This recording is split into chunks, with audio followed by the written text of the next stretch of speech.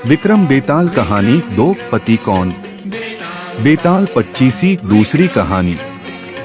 यमुना के किनारे धर्मस्थान नामक एक नगर था। उस नगर में गणाधिप नाम का राजा राज करता था। उसी में केशव नाम का एक ब्राह्मण भी रहता था।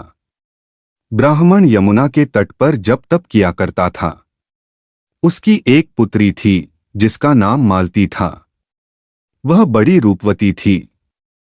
जब वह ब्याह के योग्य हुई तो उसके माता पिता और भाई को चिंता हुई। संयोग से एक दिन जब ब्राह्मण अपने किसी यजमान की बारात में गया था और भाई पढ़ने गया था, तभी उनके घर में एक ब्राह्मण का लड़का आया। लड़की की मां ने उसके रूप और गुणों को देखकर उससे कहा कि मैं तुमसे अपनी लड़की का ब्याह करूंगी। होनहार की बात कि उधर ब्राह्मण पिता को भी एक दूसरा लड़का मिल गया और उसने उस लड़के को भी यही वचन दे दिया। उधर ब्राह्मण का लड़का जहां पढ़ने गया था वहां वह एक लड़के से यही वादा कर आया। कुछ समय बाद बाप बेटे घर में इकट्ठे हुए तो देखते क्या है कि वहां एक तीसरा लड़का और मौजूद है। दो उनके साथ आए थे। अब क्या हो? ब्राह्मण, उसका लड़का और ब्राह्मणी बड़े सोच में पड़े। दैवयोग से हुआ क्या कि लड़की को सांप ने काट लिया और वह मर गई।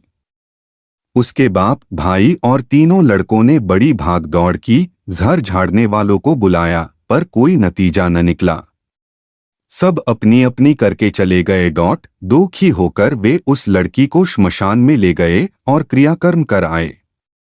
तीनों लड़कों में से एक ने तो उसकी हड्डियां चुन लीं और फकीर बनकर जंगल में चला गया।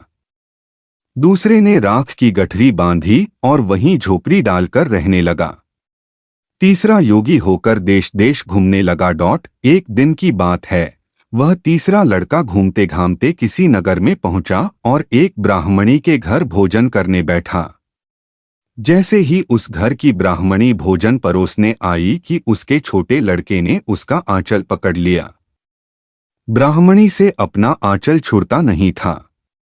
ब्राह्मणी को बड़ा गुस्सा आया।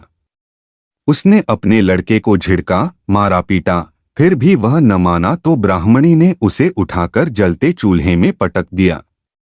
लड़का जलकर राख हो गया।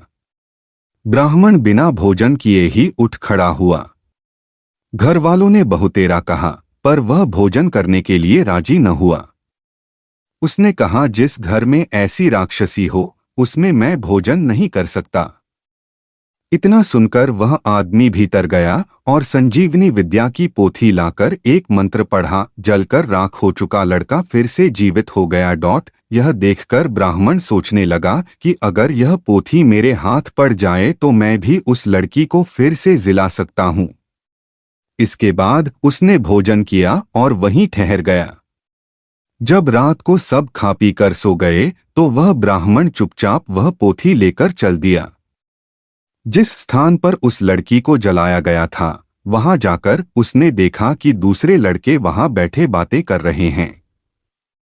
इस ब्राह्मण के यह कहने पर कि उसे संजीवनी विद्या की पोथी मिल गई है और वह मंत्र पढ़कर लड़की को जिला सकता है, उन दोनों ने हड्डियां और राख निकाली।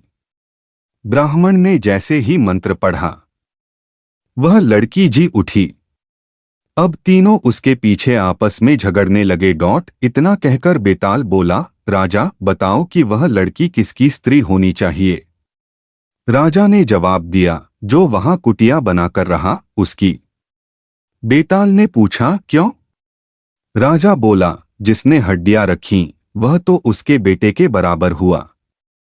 जिसने विद्या सीखकर जीवन दान दिया वह बाप के बराबर हुआ।